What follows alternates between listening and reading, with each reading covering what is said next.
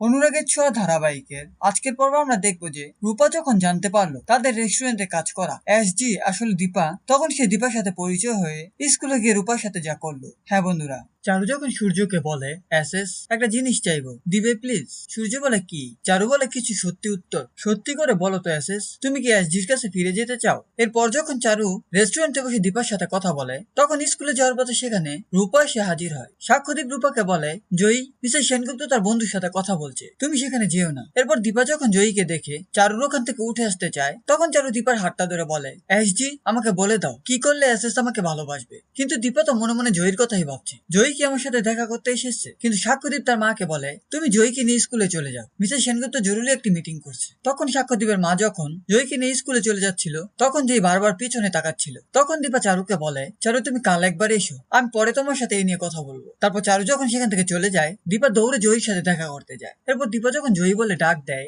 তখন জয়ী ছুটে আসে দীপার কাছে। দীপা জয়ীকে বলে, জয়ী তুমি আমার সাথে দেখা করতে এসেছিলে, তাহলে দেখা না করে চলে যাচ্ছ কেন? তখন জয়ী এক মনে তার মায়ের কথা শুনে যাচ্ছিল। জয়ী বুঝে যায় যে এই এসজি আসলে তার মা। তখন রূপা বলে, আমি আগেই বুঝতে পেরেছিলাম তুমি আমার মা। এ বলে দীপাকে জয়ী জড়িয়ে ধরে। এই ছিল অনুরাগের ছোঁয়া ধারাবাহিকের আজকের আপডেট। পরবর্তী আপডেটগুলো পেতে হলে চ্যানেলটি সাবস্ক্রাইব করে পাশে থাকুন।